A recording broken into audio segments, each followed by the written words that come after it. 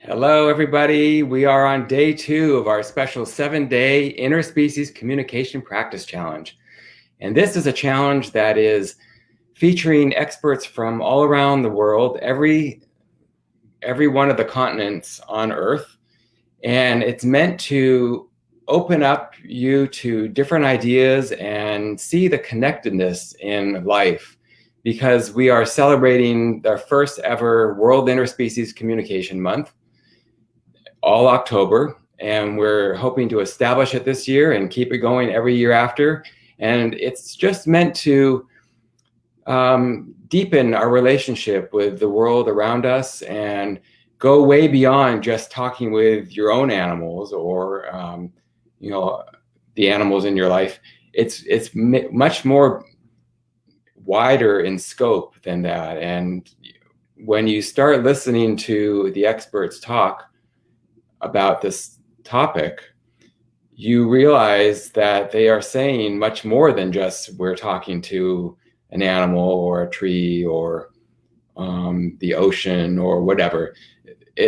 Everything is really connected, and that's what this series is all about. Every day we'll be visiting a different continent. Today's visit is to North America, and I'm really thrilled to be introducing a special guest who talks with trees and plants. And we have Jane Warren Campbell here today. She lives in Vancouver Island, British Columbia, and Canada. So that's why she's representing North America. She is the creator of the Freedom Release Technique and Rashana Sound Essences. So she's a sound healer as well. And she develops personal growth webinars and workshops. And today's event is going to be centered around talking with trees and plants. And she's written a wonderful book called Conversations with a Tree, and we'll be touching on that and actually hearing from some of the trees in the book. And later on at the end of the webinar, stick around. We'll have a place for questions and answers, and we will also hear directly from one of the trees who's featured in the book. So without further ado, I would like to welcome Jane to our wonderful webinar today. Hello. Hi, Josh. Thanks for the invitation to be here. It's so exciting to be participating in this inaugural event. Yes. And I've told you before, I've been wanting to feature you in such a way for several years. I know you've been involved in some other practice challenges that we've run, but we've always focused mostly on animal communication because that's what we do here, at least through my site. That's why I started the site, Speak Good Human. And so we're focused on animals, but it's really much more than animals. It's all life. It's all sentience. It's trees, plants, the rocks, the ocean, everything out there you can pretty much talk with. Yeah, once we realize we're connected to, that we are all one, really, then it's limitless. There's nothing we can't connect to, which is my experience, that we can connect with everything that's in this world with us once we open up our intuitive abilities and even open up the possibility, because we've been trained to believe that we're limited in that regard, where it's really our innate nature to be able to connect in this way. Yeah, and that's the perfect point, and it's exactly why I want to do this, is because through animal communication, I would love for people to open up to communicating with trees and plants. And through what you're going to be teaching and talking about today, it will help them in their animal communication, because it's all basically the same concept. So that's right. Yeah. Once we open up, that connection is there, and life becomes very magical. So several years ago, you wrote Conversations with a Tree. And previously, before you wrote that, you hadn't talked with any trees. Is that correct? That's right. I had a beautiful connection with trees. I had a very difficult childhood, especially my teenage years. And fortunately, we moved to the country and we had 5 acres of land. And I would go up into the woods to this little stream and sit by the stream and just be in the forest. And it saved me, you know. And I didn't realize at the time what a strong connection I had with the trees and the loving guidance that they gave me. And then this book actually came out. It all started in 2012. And it was another really difficult, challenging year for me. And it started with getting released from my job. And then 6 weeks later, learning that the condo I was renting was being sold and I had to move. And so my whole world got thrown upside down. And by June, I ended up in a new town. I realized once the lease was gone that I could be wherever I wanted to be. And I found a little trail and found myself going to the forest once again for reprieve from what I was going through. And that was how it all began.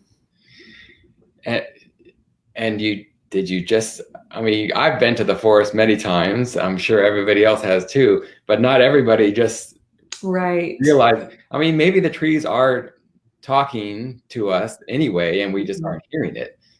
I think they are. But what happened for me was a pretty clear message. So at the time, I was also writing another channeled book. So I was sitting and channeling every day. So I do have this ability, but I don't want people to think that you have to be a channel to have this experience.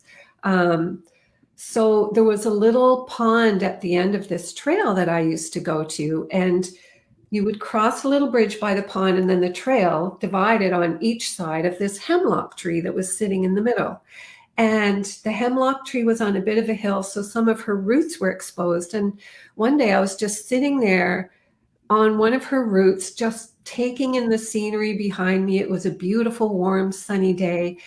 And I just knew beyond any doubt, I just received a very clear signal that this tree wanted me to be her scribe and share her messages with the world. I knew in that moment that she wanted me to write a book. And like I say, I have a deep, deep love for nature, but never, even though I channel, I never dreamed of asking a tree for information. Yeah. So it was actually Henrietta was what she told me she wanted to be called, her reaching out to me that started this whole book of conversations with a tree. So I went out the next day and bought a nice journal and went back and sat down and started writing. And the messages are just beautiful and profound and deep. And I asked her one day, "You're a tree. How can you share so much wisdom?" And she told me that she gets wisdom from the field. And by that, she means the quantum field. Wow. And there is research to show that they now think that memory is not even stored in the brain, that the brain is an antenna that retrieves information from the field. So it really shows how all this is possible. Yes. I remember this is the book we're talking about, Conversations with the Tree. And we'll put the information on later on about how you can get that. But I remember reading that in the book, and I was fascinated, and because I had always wondered, how is it that humans, seem to know so little about everything else in life other than what they're living right now? But you can connect with an animal or a tree or some other species, and they seem to have access to this incredible wisdom. And we always think, well, these beings are way more wise than we are. But I think what you're saying really makes sense. That is wise because they know how to connect to the quantum field, and we can too if we knew how. Right. And they don't have the same kind of personality that we have that I think interferes with our connection, because we have this personality self that is socialized for one thing, to dismiss this. And we've even been persecuted in the past for, carrying such beliefs. And so animals, even though they have an inner nature, they don't have the same sort of ego personality that we have that I think often interferes with us knowing that we can do this. Yes, I think you're right. That is the stumbling block for so much that we go through. Mm-hmm. Yeah. So once we start to normalize this and really accept that it's possible, and the more we talk about it, more and more people are going to open up to it. Right. I Yeah. think you're right. And that's the key, is normalizing it. Just so many people right now think it's crazy, or they simply can't believe it. But like you showed in your book, there's more and more research, actual scientific research about Mhm. how this all works and that it is possible. And here it is. We've been trying to do it and been doing it, but now it's supported by actual science. Yeah. Yeah. And So there's one beautiful story I have of a woman who I was at an event one time, and I knew there was going to be people there who wanted to buy my book. So I had some copies of my book in the trunk of my car. And after the event, I was outside giving copies to these people. And one of the women who was at the event, she was an older woman, and she was curious about this woman selling books out of the trunk of her car. So she came over and started asking me questions, and she'd never heard of such a thing before. And she was obviously on a limited income. She told me that. So she really debated, but she decided to buy the book. And a couple of months later, I was speaking at an event, and this woman had written a letter. She had no idea how to contact me, but she sincerely wanted me to know what she experienced. And someone said, "Oh, do you know that Jane's speaking at this event this night?" And so she ended up going, and she got to deliver this letter that was so beautiful. And she told me that after reading the book, she lived in an apartment building, and someone had planted a little shrub outside, and she noticed that nobody was watering this new little shrub. So she got up at 5 in the morning. Obviously, she was a little embarrassed, I guess, to be the one taking care of this shrub. So she went out before she thought other people would be up, and she would water this shrub and really love it. And it started communicating with her. And she's someone who never would have dreamed of such a thing. But oh, she just sent love and care to that plant, and it started communicating with her, and she got messages from it in return. oh, I So love that. yeah, yeah. So I'm so curious. I know you said you had a strong feeling that that's what Henrietta had asked of you. Was mhm. it like did it feel like anything else that you've experienced, or was it just a completely something different that you didn't recognize before? You could say it's similar to being in meditation and perhaps getting a message in meditation. Like, Okay. because when I said I was channeling something else at the time, another book, my book, Spiritual Seeker's Guide to Happiness, Okay. that came in a meditation when the Council of Nine in meditation said to me, "We would like you to be our scribe and receive messages." And this felt kind of similar. I wasn't in meditation, but in a sense, I probably was sitting there in that beautiful day and just being fully in the moment, fully present. And I think that's a big key, is when we're fully present. If we're in our mind all the time, there's no room for something like that to come Yeah. in. If we can be clear and fully present in our day and in the moment, then messages like this can come in. So for me, I'm claircognizant, which means you just know.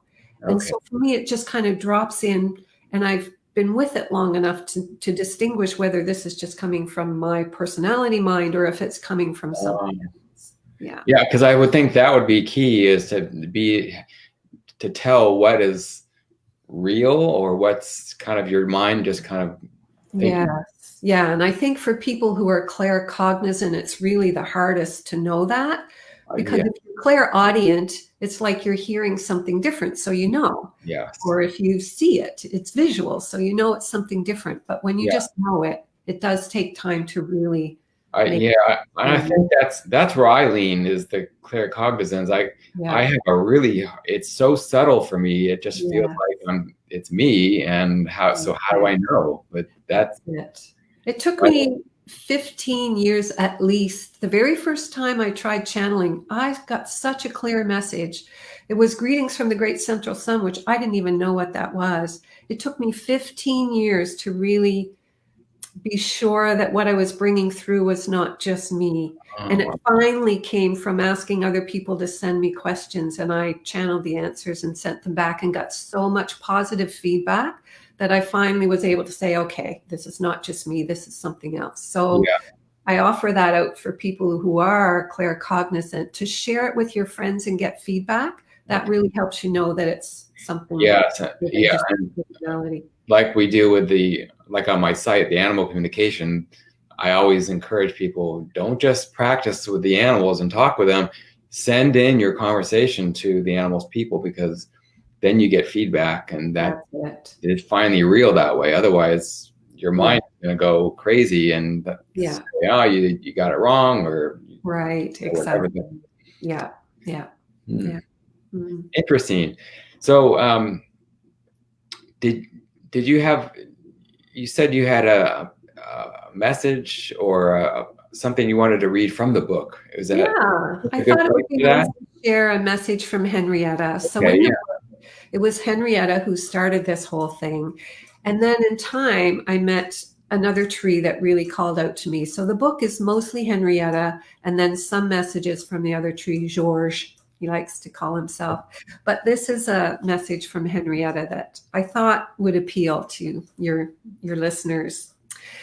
And at the point where this message came through, Henrietta was really starting to feel like a friend, because I was visiting almost every day and just taking messages, taking notes.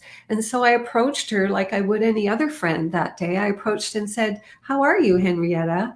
And this was her answer. "Asking a tree, how are you, is a silly question. We have only one way of being, and that is being. We do not have good days and bad days. We are. We exist. That is it. We witness that which is unfolding around us. We are aware of the noise of the saw and see that home repairs are happening close by. We notice a person walk by and observe their thoughts and emotions as they pass. We soak up the sunlight and feel the synthesis within ourselves. This is our existence. Because we do not move, we cannot run away from what is, as humans do. If someone approaches us with saw in hand, we realize that we are about to serve the earth in a different way, perhaps as firewood to warm the hearts of those who gather round the stove. They are warmed by our embers with no thanks for what we have offered. It is not that we need thanks, for we are happy to serve in whatever way creation brings to us. But mankind would do well to have appreciation for its own evolution, its own connection to the all that is. It is the loss of this connection that is a great part of the demise of humanity. For you see, we are part of the Creator itself, as are you.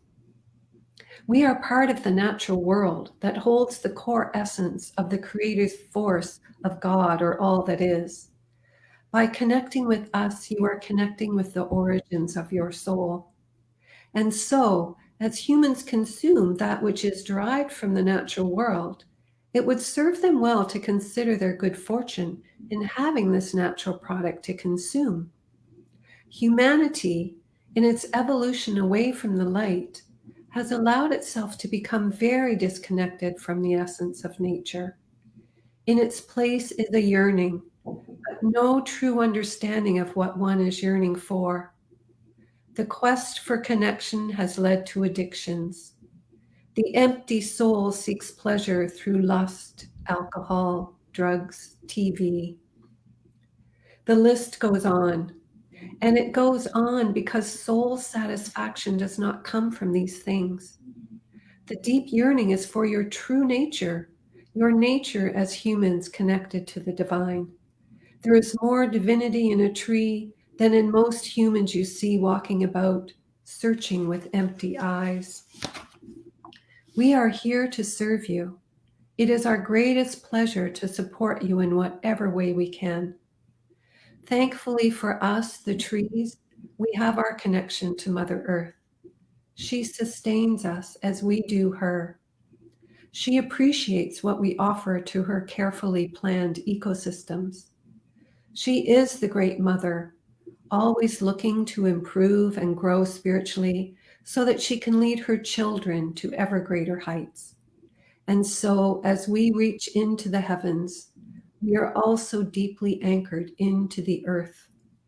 Our roots spread to embrace our Mother Earth, and our branches reach up to give praise to our Father Sun. We are balance on this earth. Those who are in the cities are lost to this way of being. Therefore, it is those who live among us, the trees, who will be the first to see the way out of darkness. It is those who appreciate the beauty around them who also reflect that beauty from their hearts. They are the ones who will lead all of humanity out of darkness. And so, as you sit at my base, remember these words. Life is precious. It can pass in a fleeting moment. Is it worth the headache and heartache that is your current way of being? Those who have stepped out of the rat race know the difference. Those who have stepped away from materialism are finding their way back to the hearts. It is not a big mystery. It is surrender. Surrender your life to simplicity. Stop running. Anchor yourself into the earth. Then your heart will be filled with joy. As you honor the earth and her creations, you will be honoring yourself. In honoring yourself in this way, you will feel the wholeness of life begin to bubble up in your essence. The deep yearning and emptiness will be replaced by fulfillment and wonder. Sadness will fall away to joy as you remember your true essence. This awaits you, but you must make the choice. You can let the idea of having to sacrifice your current life keep you from this choice, or you can realize that the only life worth living awaits you, and moving toward it is not sacrifice, but wisdom. We are deeply delighted with the opportunity to share this knowledge with you today. Yay, that's great. Oh, so beautiful. And I, as much of a nature lover as I am, I mean, that's where I feel most comfortable as well. But I can take all of that, what she said, to heart. I need to get back to some of what she was saying, so to really center myself in that and get back to real living rather than getting caught up in so many different things. Yeah. And, this year certainly shows us that just coming home to ourselves is so important, to hold that inner space of stillness, and getting out into nature has been a reprieve for so many people. And she also talks about the importance of not being in our mind when we're in nature, even though we will still benefit from being there, no question. But if we can be fully present and see the magic in nature and just notice all the little nuances. Yeah. Yeah. Really. Well, as her representative, maybe you can now tell us, how do we get started in returning to this and really being present in nature, and maybe even where do we start if we want to have a relationship with maybe a particular plant or tree, or I don't know whether we choose one or they choose us, like what happened to you. I mean, I think often they choose us. Oh. So one of the things I say, is really sort of pay attention if you feel like there's a tree in a park, for example, that you just really feel called to, then really go ahead and make a connection with that tree, because I feel like it's calling out to you and there's a reason that you're feeling that connection. So one of the things I say first is to have the desire. When we really desire something, then it's natural that connection wants to open up. And then to believe that it's possible. And, things like this conversation today is really opening up to people and showing us that it is possible. If one person can do it, then any person can do it.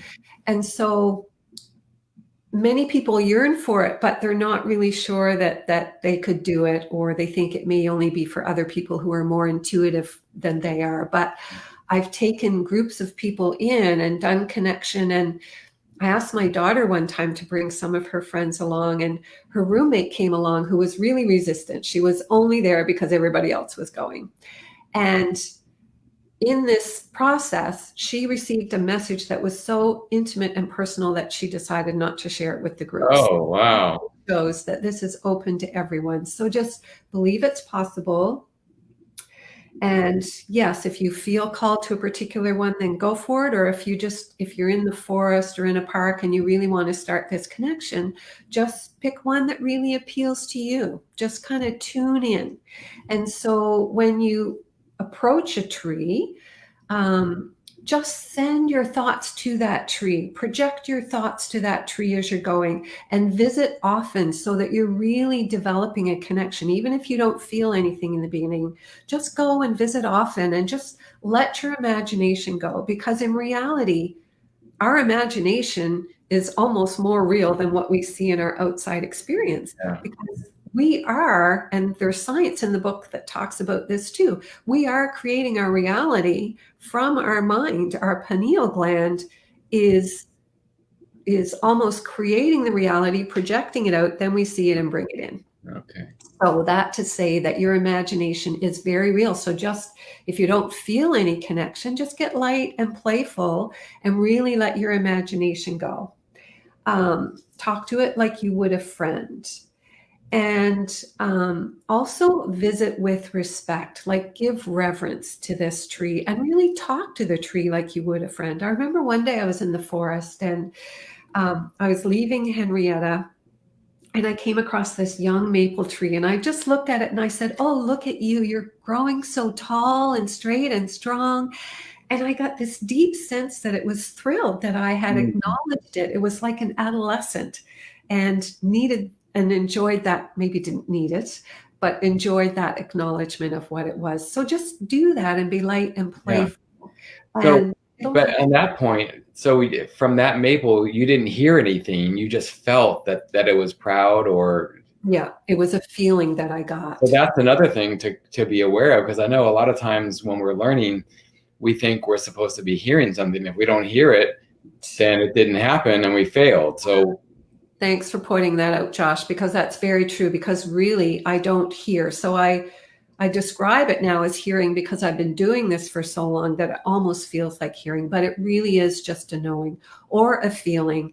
And one thing I was going to bring up about this connecting is knowing what your intuitive nature is, because even pay attention to your language. If someone says something to you and you're acknowledging, do you say, "I see"?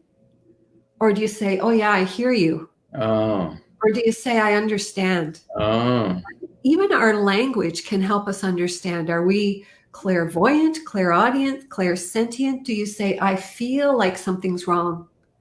Instead of saying, it seems to me like something's wrong, oh, yeah, right? yeah, So yeah. Those are all telling clues about how you how interact. you are intuitively wired. Hmm. Because so many people compare themselves to others and think they should be doing it the way someone else is doing Yeah, it, when we all have our own intuitive nature and our own intuitive abilities. And some people yearn to be like I used to yearn to be able to see things the way people do, but I realize it's not my way, and to be content with being the claircognizant and knowing and learning to develop that. And now, like I said, it almost feels like seeing, but it's because I've been with it for so long. So I would even invite people to do research on all the clairs, clairsentient, clairvoyant, all of those, read about them so that you can get to know what your own innate abilities are as far yeah, as connecting. yeah. And it doesn't mean that you can't. You're only stuck with those, but it's good to be aware of what might be the strongest feeling, Yeah. or how you're going to be interacting with the world, and it's your strongest point at this point. And Yeah, especially in the beginning, when you're just starting and developing this, I think it's really good to find to meet your own natural ability. Yeah. so I would think, so when you met Henrietta and she started talking with you, was that the first time you had met her, or had you been just sitting out there with her after a few times I before? think I'd sat with her a few times. I've kind of reflected back on that because it was 2012 when all of this was Yeah. happening.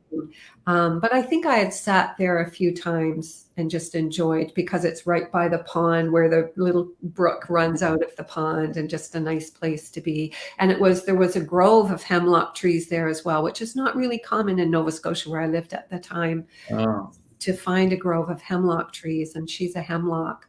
So it was a nice spot. So yeah, I think there was a bit of familiarity before she reached out and asked for that.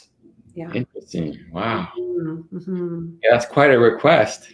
Write a Yeah. book. Write my book. Yeah. Yeah. Uh, And so, and I love how when you mentioned just a moment ago about developing a relationship like a friend. mm-hmm. So, how from when you started your relationship with Henrietta, was there a dramatic difference in the relationship you have with her, the things, the comfort level, what you talked about, how open she was with you, and anything like that?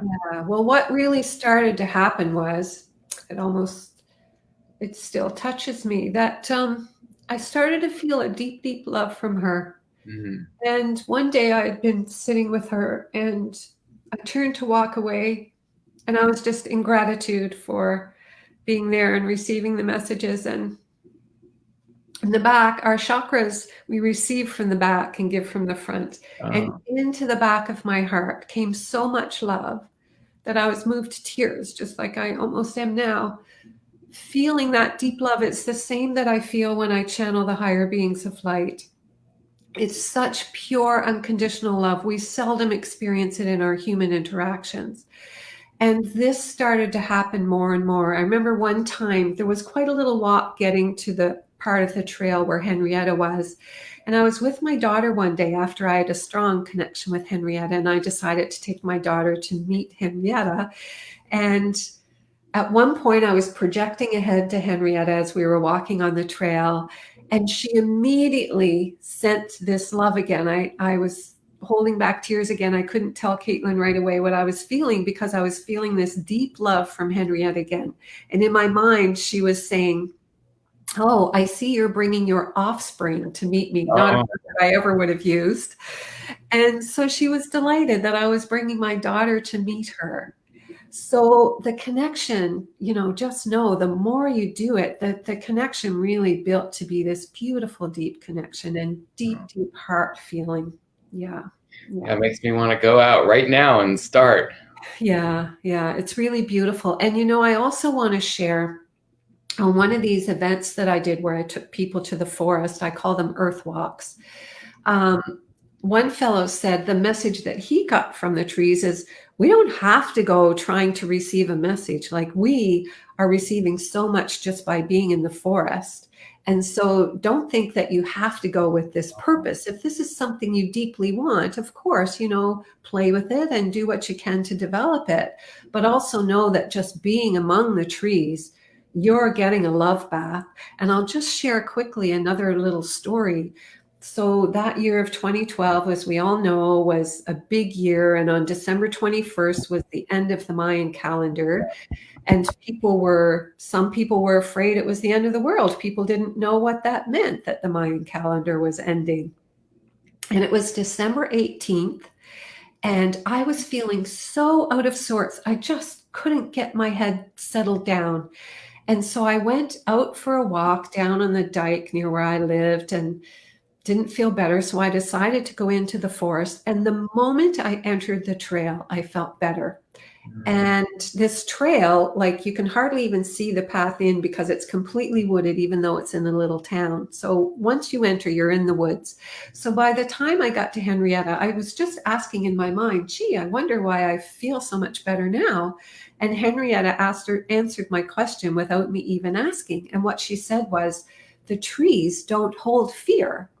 And what I was feeling was the mass consciousness of fear because December 21st was getting so close. Yeah. And the trees don't hold that. So therefore, when you go in the forest, you're getting a reprieve from all that energy that's out there. And think of what we're going through this year of 2020. Yes. Such a good way for us to find inner stillness and work through whatever fears we're going through personally or picking up from the world. Just get into the forest if you can, or go to a park and really connect with the tree and lean against the trees as well.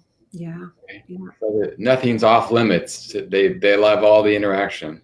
Yeah. Yeah. I've been cleared by leaning against the trees. So, for example, one time many years ago, I'd been asked to give up coffee. I knew my soul was asking me to give up coffee.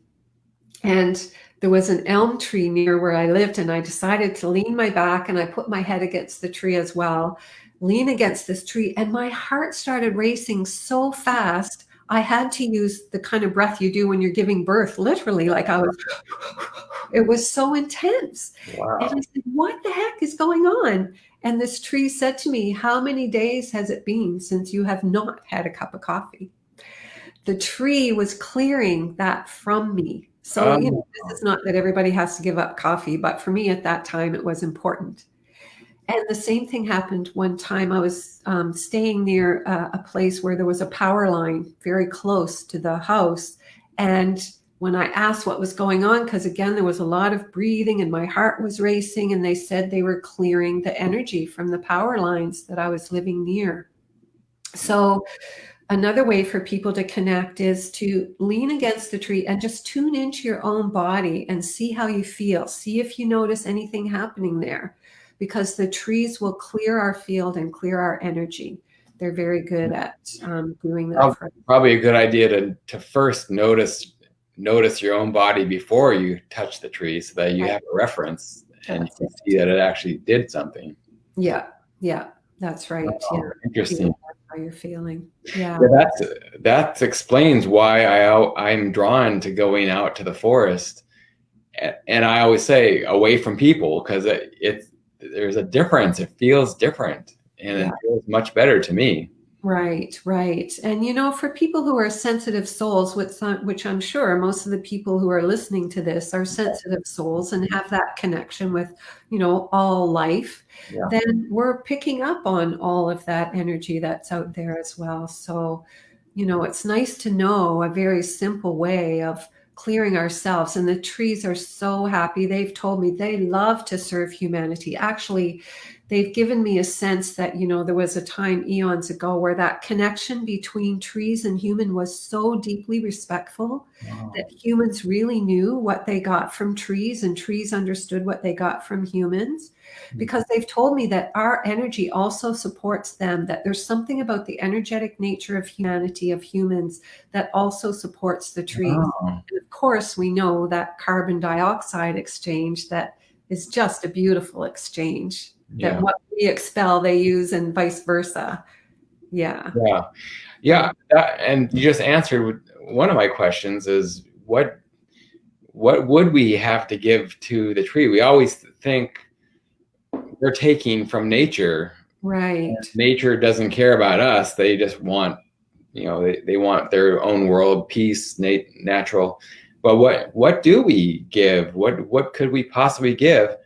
I guess one thing is through awareness, it's the appreciation. It's just respect, probably. That's it. I mean, anybody can benefit from those types of things without having to actually give something. It's just a mutual respect and admiration for somebody else.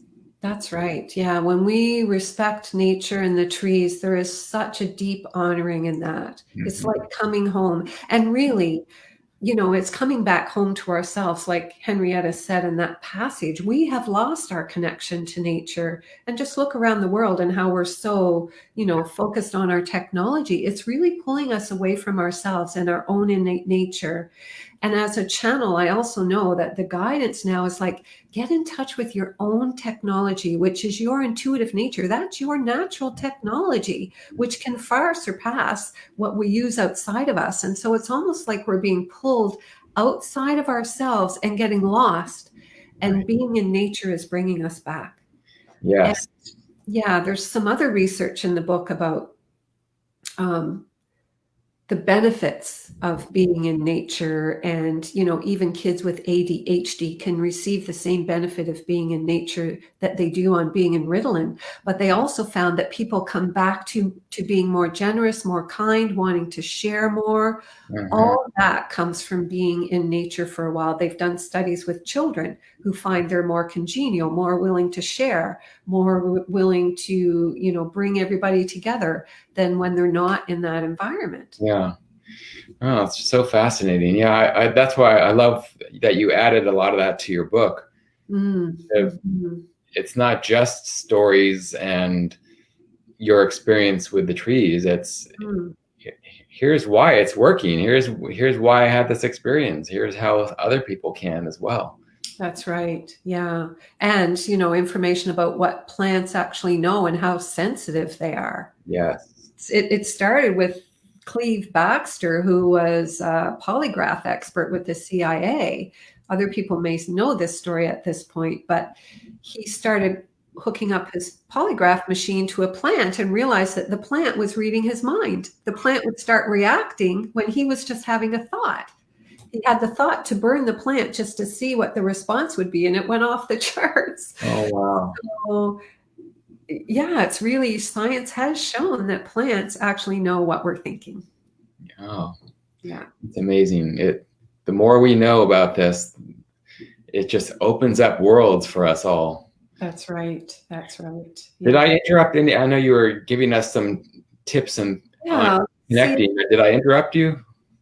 I just have things about nurturing relationship. No, I think I pretty much finished on that. I do have some practice tips if you want me to. Oh yeah, let's do some of those, and then we'll take some questions after this. So if anybody has any questions, please do put them down below, and we'll get to them. And if we have time at the end, I think Jane said Henrietta would possibly like to say something live to us. Yeah. Awesome. So yeah, just for practice, consistent visits, and it can be on site, or you can just go in your mind. Like if it's, winter where you are and it's really cold and you just don't feel like getting out.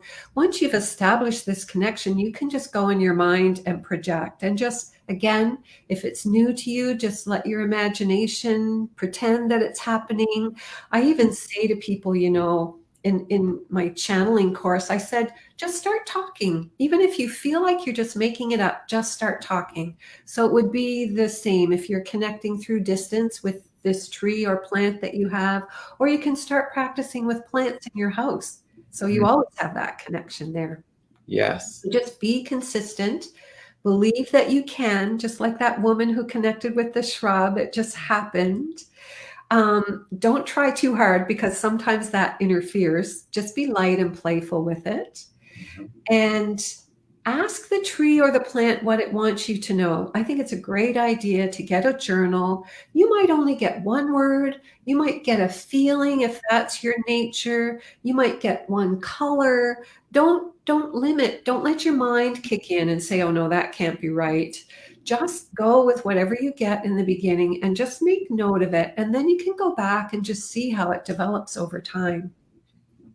And listen from the heart. So if you can drop into your heart before you make this connection, just really pull, I like to say, pull all your energy in, because our mind, I always feel like our minds are projecting energy and we go out of ourselves. So if you can imagine pulling all that in, coming back into your center, and then make the connection, you're going to be fully here and fully present and able to make that connection. And remember, it's happening whether you're aware of it or not. The connection is there, and it's happening. And approach with appreciation versus expectation. Just be an appreciation and see what happens. No expectation. And let me add, I'm thinking it's probably relating to yourself as well. Appreciation for this ability, for this opportunity, for this connection, rather than an expectation that I'm supposed to be able to do this, and then you add pressure to yourself. So just appreciate that you have this opportunity. Yes, exactly. Yeah.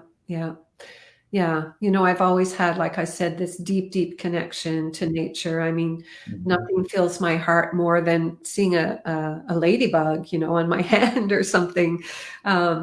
It's appreciating all the little things that nature brings as well. Yeah. Nice. Did I interrupt you again? I'm sorry. Were you done? Okay. I just want to say that they love us and they know who we are. Remember that. And that, again, is touching me. The trees love us. They want this connection. So Just open your heart. That sounds beautiful.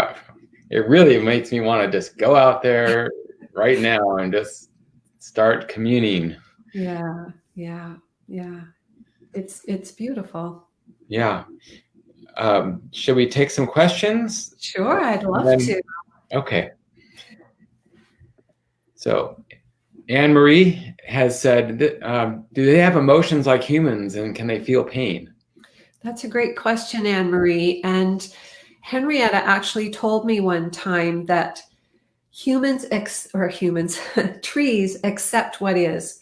So emotions, pain really comes, well, there's physical pain, of course, if something happens to our body, but emotional pain comes from not accepting the experience or thinking that the experience should be something other than what it is, or experiencing heartbreak, so we feel the pain of that. So trees don't have that same kind of emotion or pain.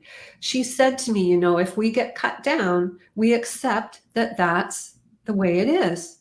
And, as she said, maybe embers to warm the fire. So they don't have that emotional connection. Some people I've read, people who communicate with trees, express that they have emotions and that they don't like being cut down. I honestly feel the human is projecting their own love of trees and their own feeling of sadness that the trees are being cut down.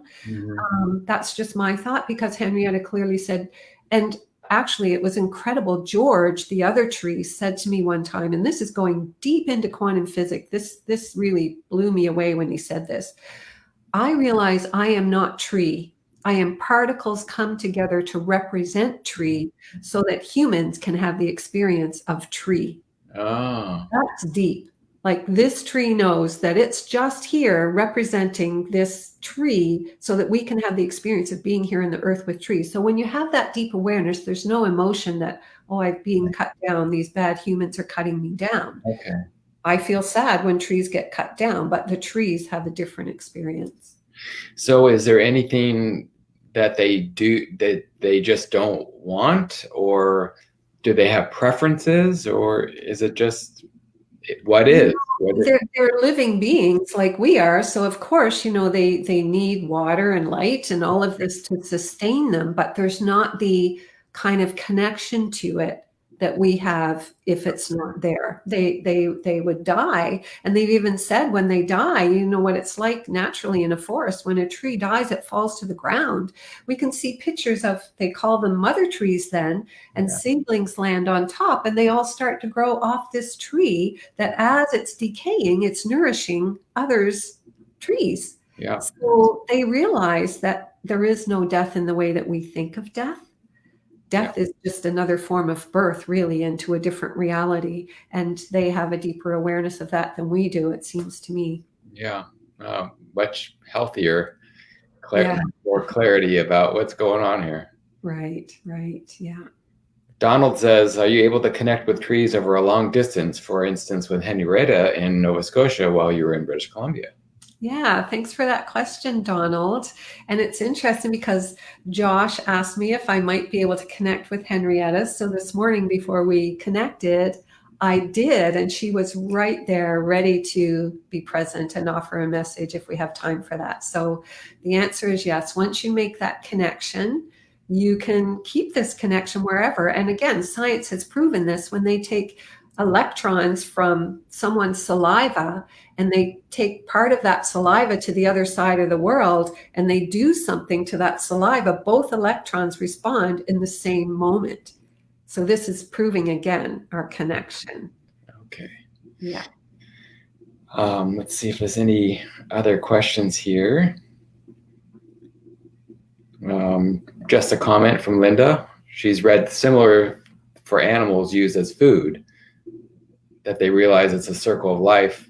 This is relating to their preferences, or if they feel pain, I guess. Right. Yeah. Yeah, there are different thoughts around that, I think, and for me, I think it comes back to us as humans. I know that as I evolve, my food choices evolve. And so I know I have heard as well that that cows, for example, know that they are here to serve as food for humans, and I don't offer judgment on people who eat that. We're all in our own place doing our own thing. I think the one thing is that the way animals are slaughtered for food impacts the physical structure of the meat that we're eating. And then when we consume it, that's impacting us as well. So I think foods, for example, when people used to hunt with deep honor and reverence and ask for an animal to sacrifice itself for their food, I think the energy that we're consuming in that food is different than the energy where animals are in mass slaughterhouses. So I think that's interesting. I had an animal communicator say once that she connects when she's talked with an animal, like a predator hunting another animal. She connects with them, and she knows that the predator is asking the other animal's permission. Right. And they kind of make it a little deal, and so that it's exactly what you just said. It's that reverence. It's and that makes a difference, I think. Let's see.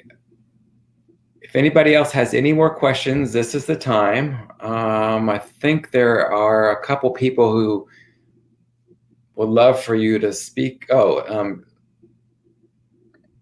Shannon is asking about her red bud tree. Okay, red bud tree. Okay, where are you, Shannon? Can you type that in quickly? I'll just connect. Josh, just tell me if that comes up. I'm going to close my connect.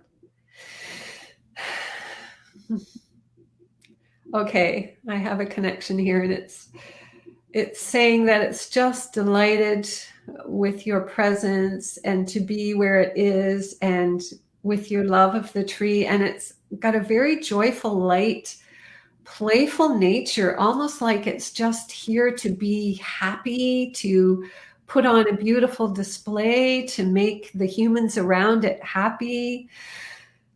And it's happy. I feel it's definitely very happy.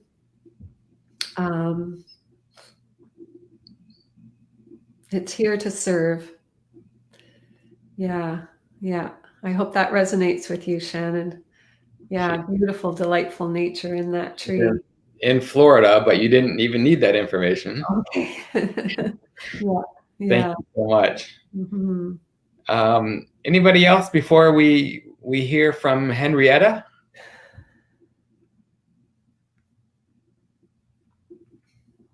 Well, I guess we don't have anything right now, but okay.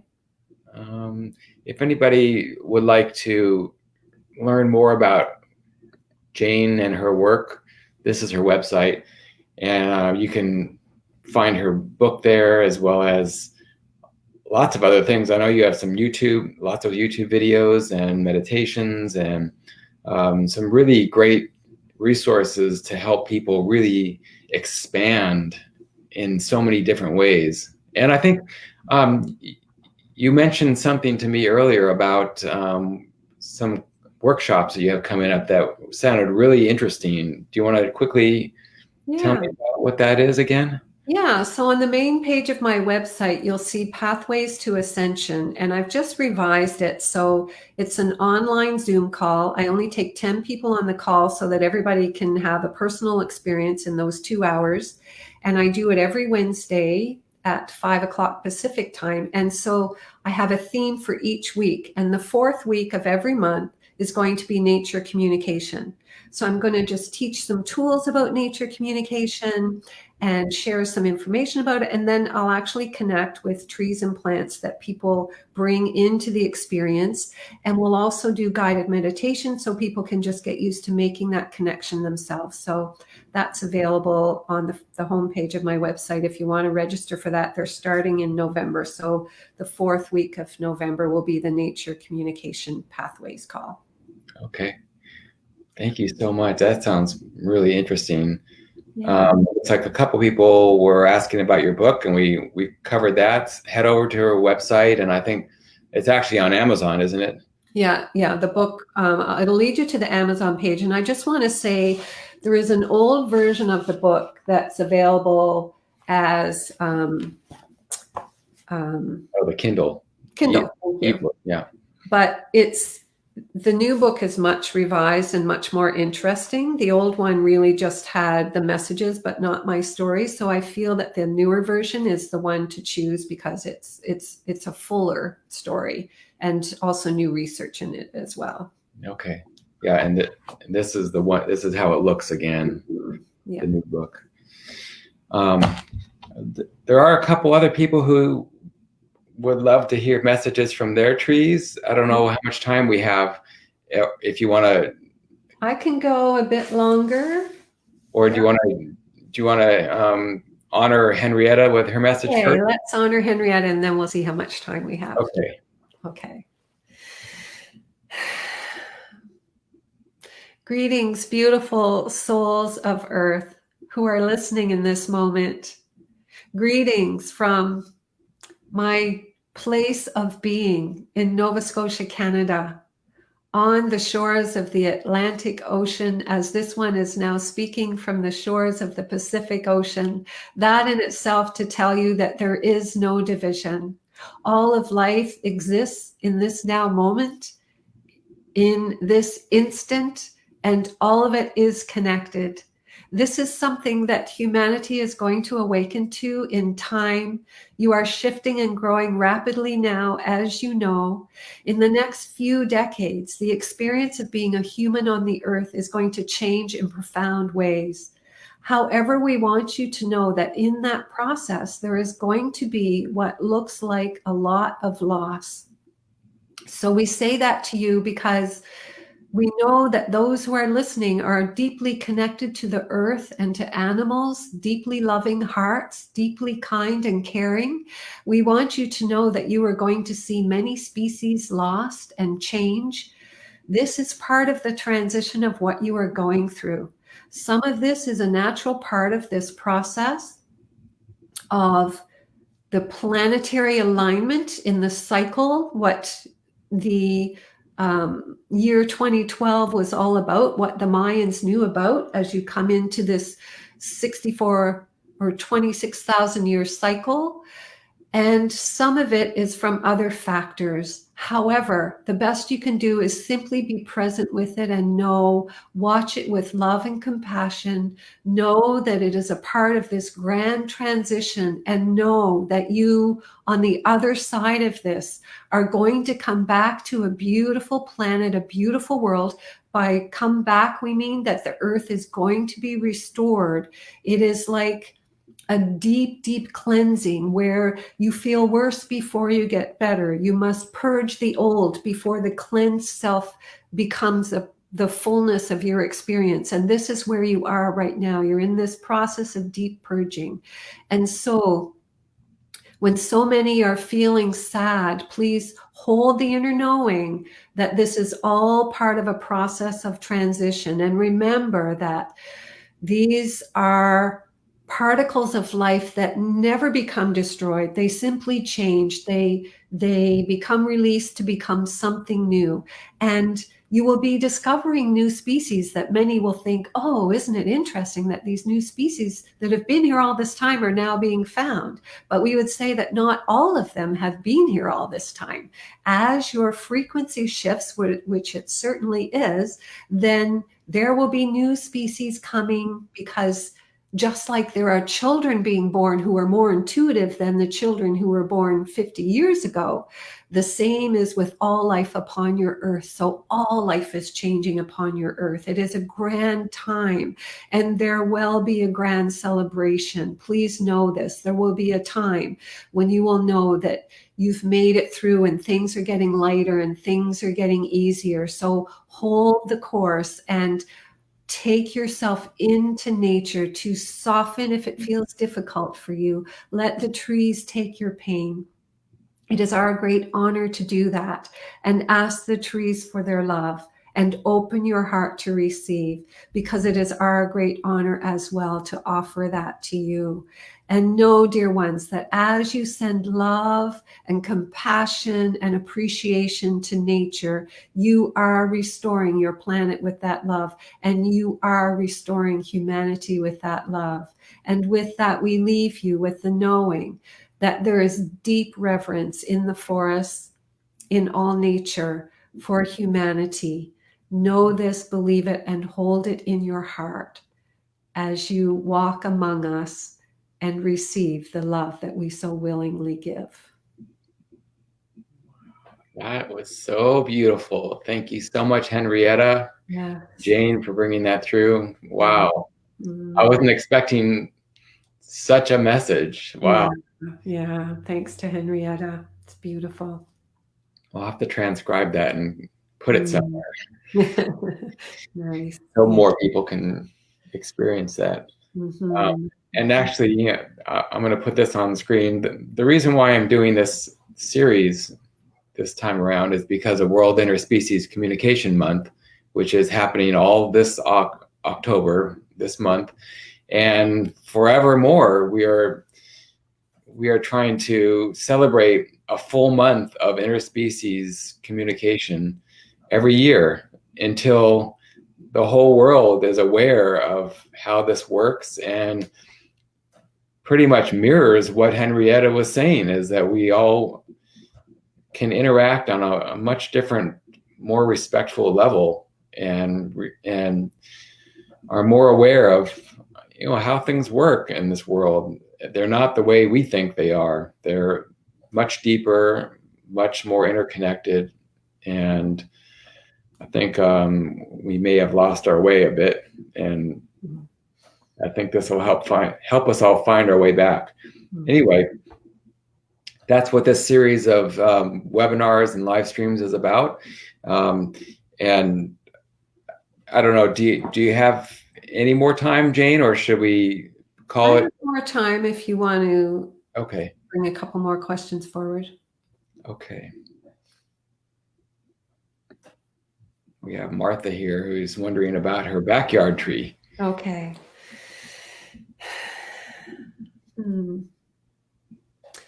Okay, I feel like this tree needs some nourishment.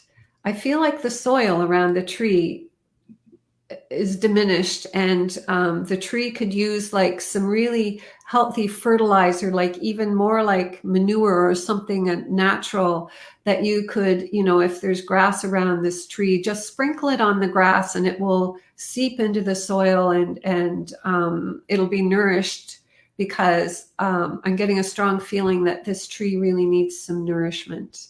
Oh, wow. Yeah. Good to know. Thank you so much. Boy, and yet one more reason why we all need to learn this, because I would feel horrible finding out after the fact that the trees or plants in my care were sort of suffering because I wasn't aware that they needed something. Yeah, and what's coming through now is that a lot of people do things to keep their grass looking really green, but in the process, we may, be diminishing what the trees are receiving. So just to be aware of that, to sort of, the more we naturalize things, then the more everything in the environment benefits. Yeah, and when you said about the natural fertilizer, rather than, because I know that you can get a chemical fertilizer and it can chemically be the same, but it not nutritionally be the same. Exactly. Yeah. There's something about the natural way that is like the complete structure of what it needs. We have one more here, if you have the time. Okay. From Australia, peace lily. Okay, the peace lily. I'm hearing a tone, a really high-pitched tone from this flower. So it's impacting the frequency of your home. And it's telling me that many plants impact life and impact humanity in this way. This is totally new to me, and it's really moving me quite deeply to know that the frequency that it gives off is contributing to the environment in a beneficial way. And so, does she say her daughter loves it? Yeah, because your daughter can tune into it. Your daughter knows that this is happening. And oh, she has such a deep reverence for this plant. And so it's increasing the tone that the plant is giving off because it's receiving that appreciation from your daughter. And so it's just happier to give even more and more and more. So it's a beautiful, your daughter is so in tune. I feel like she's really going to bring that out into the world as well. It's really beautiful connection there. Thank you for that. Oh, it's beautiful. So nice. Yeah. We have, I was going to call it at that, but we have one more that seems kind of important. Okay. And then we'll stop it there. Okay. So we just transplanted a little oak sapling to honor my horse who recently transitioned. I'm worried that he may have been traumatized. Can you connect and see how he's doing? Okay. So are we connecting with the oak or the yeah, horse? That's what I'm wondering. I'm thinking it must be the horse. Well, I would think that the oak would know what's going on as well. Yeah. Okay. So let's go with this little oak sapling. I'm getting that the oak sapling, especially being so young, so trees develop character as they age and grow. They really kind of do go through stages that feels like human stages. I'm feeling like the sadness for the loss of the horse is being taken on by the oak tree. So maybe that is your question. So you need to start celebrating the beautiful memories that you had with your horse and everything that relationship was, celebrating your horse and sending that to this little oak tree as well, that it is a celebration of all the years that you had with your horse and the depth of love that you had with your horse, and that this little tree doesn't have the responsibility. Don't give it responsibility of taking on that love because it's too young for that. Just send it love. So when you send love to your horse and celebrate the passing of your horse and celebrate the life that you had together, it'll shift the energy from this little sapling. And I'm just, I would ask you to consciously clear the energy of this little sapling. And I'm just going to do some of this now as well, to clear this human sadness that it's taken on. It wants to be anchored into the earth, wants to give it to Gaia. So we're just seeing it coming down and giving it all to Gaia because she can manage this and handle this. And really start and don't feel bad because the tree will pick up that energy as well. So don't feel bad about this. You didn't have the knowing. But just start sending your love to this little tree and sending happiness to this little tree.